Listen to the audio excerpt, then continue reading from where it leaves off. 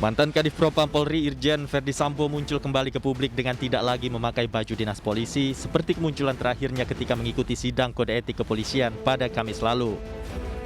Verdi Sambo akhirnya terlihat menggunakan baju tahanan saat menjalani rekonstruksi pembunuhan terhadap Brigadir Joshua dari rumah pribadi hingga rumah dinasnya di Duren 3, Jakarta Selatan pada Selasa siang. Tidak hanya memakai baju tahanan, tangan Verdi Sambo juga diikat dengan tali tis. Verdi Sambo, istrinya, dan para tersangka lainnya melakukan 78 adegan rekonstruksi yang digelar sejak pagi hingga sore hari. Rekonstruksi dimulai dari adegan di Magelang hingga rumah dinas Verdi Sambo.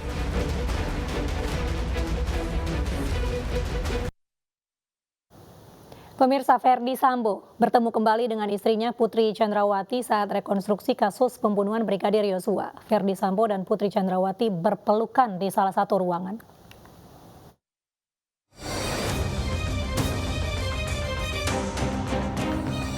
Tersangka yang diduga menjadi dalang pembunuhan Brigadir Joshua, Irjen Verdi Sambo, menghadiri rekonstruksi yang digelar di rumah pribadinya di Jalan Saguling 3, Duren 3, Jakarta Selatan. Seluruh tersangka hadir termasuk istri Verdi Sambo, Putri Chandrawati. Ini merupakan pertemuan pertama bagi keduanya sejak Sambo ditahan di rutan Makobrimob Kelapa II Depok. Saat rekonstruksi di sebuah ruangan, Sambo dan Putri sempat duduk bersanding di sebuah sofa. Kemudian Sambo memeluk dan mencium kepala Putri. Belum diketahui apakah adegan berpelukan ini merupakan bagian dari rekonstruksi atau tindakan spontan.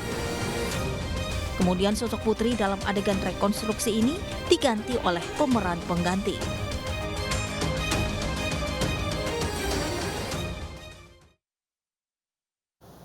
Pengacara keluarga Brigadir Joshua, Kamarudin Simanjuntak, dilarang melihat rekonstruksi yang digelar di rumah dinas Verdi Sambo. Padahal tim Kamarudin Simanjuntak datang sejak pagi untuk mengikuti jalannya rekonstruksi.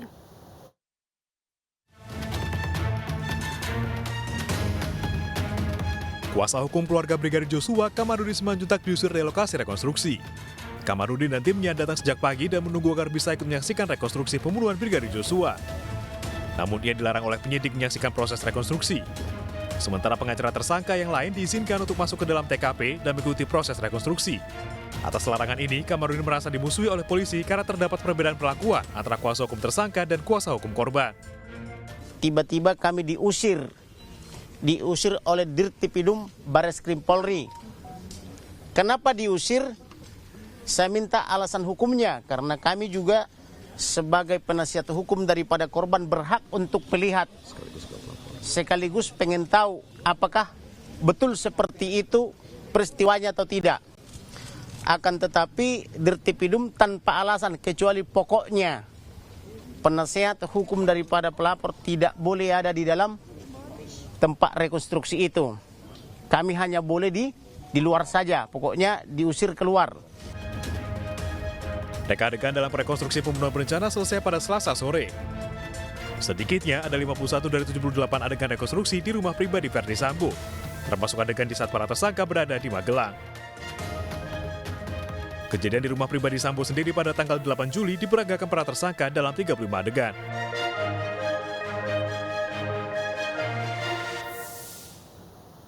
Keluarga Brigadir Joshua kecewa karena perwakilan keluarga tidak diizinkan menyaksikan langsung jalannya rekonstruksi. Mereka hanya bisa menyaksikan jalannya rekonstruksi dari tayangan televisi.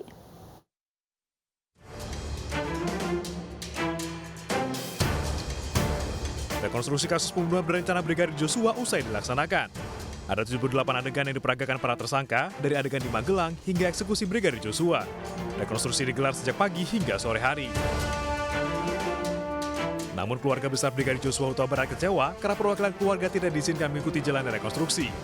Akhirnya keluarganya bisa mengikuti perkembangan jalannya rekonstruksi dari televisi dan media sosial. Kita sangat mengharapkan hasil yang terbaik, yang sesuai dengan keterangan-keterangan media, biar nanti pengadilan bisa berjalan dengan baik. Dan nanti kan nampak di persidangan, apapun ceritanya di lokasi di TKP begini, kalau dari pengadilan itu kan nggak bisa dibohong-bohong. Di sana akan nampak nanti yang berbohong.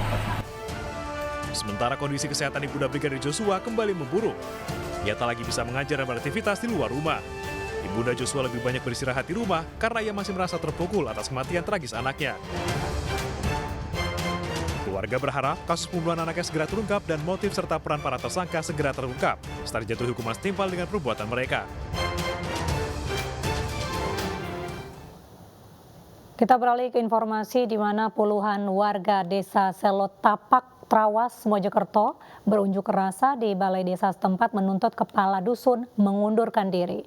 Warga menuntut mundur karena kepala dusun digrebek berselingkuh di sebuah villa di Pasuruan.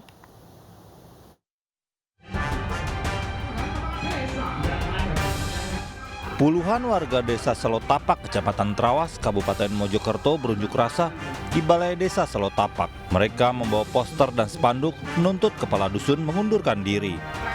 Kepala dusun Selotapak dianggap mencemarkan nama baik desa karena melakukan tindakan tak terpuji bersama perempuan bukan istrinya di salah satu villa di kawasan Tretes. Tuntutan warga mengacu pada peraturan bupati yang menyebut jika seorang kepala dusun melakukan pelanggaran untuk dituntut mundur. Itu kepala dusun yang namanya Nur Rakim itu melakukan tindakan amoral di Tretes sana, di villa yang sebelumnya sudah dipututi karena sudah lama incar menjadi target pemuda sini. Kemudian pada insya Allah tanggal 4 hari Kamis sekitar duhur itu, sekitar itu digrebek di villa di wilayah Tretes sana. Terus Meski warga berunjuk rasa, namun belum ada keputusan terkait tuntutan mundur kepala dusun. Pertemuan akan dilanjutkan bersama dengan perangkat desa dan forum pimpinan Kecamatan Trawas, Kabupaten Mojokerto. Dari Mojokerto, Jawa Timur, Solahuddin, iNews melaporkan. BNNP Kalimantan Utara beserta petugas gabungan menangkap 4 kurir narkotika jenis sabu seberat 1 kg. 4 orang ditangkap, 1 orang dalam pengejaran.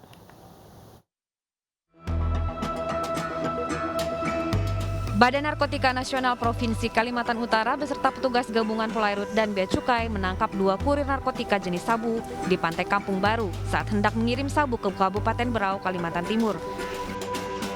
2 kurir sabu ditangkap saat hendak kabur dari petugas gabungan menggunakan kapal cepat. Petugas juga menemukan sabu seberat 1 kg. Kami amankan sebanyak 4 orang dengan inisial BW, kemudian AR, kemudian yang ketiga AR, dan yang terakhir SD. Barang ini berasal dari saudara BS. Nah, BS ini yang sedang kami lakukan pencarian. Keempat pelaku diancam hukuman penjara 6 tahun dan maksimal 20 tahun, sedangkan BS masih dalam pengejaran. Dari Tarakan, Kalimantan Utara, Usman Codang, iNews melaporkan.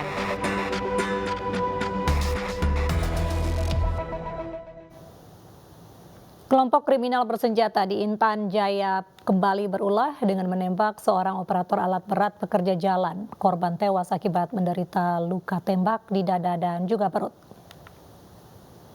Seorang operator alat berat tewas akibat menderita sejumlah luka tembak di tubuhnya. Korban sebelumnya bekerja memperbaiki jalan di Kampung Mamba, Distrik Sugapa, Intan Jaya, Papua Tengah. Kabid Humas Polda Papua, Kombes Ahmad Mustafa Kamal, menjelaskan polisi masih menyelidiki peristiwa ini. Personil gabungan diturunkan mengejar kelompok KKB yang diduga pimpinan Undius Koyoga.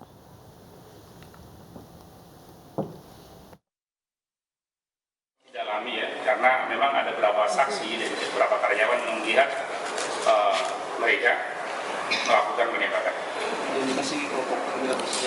Iya. Kan mereka datang pun langsung tembak. Jadi ada beberapa faksi itu ada kelompok Undius. Iya,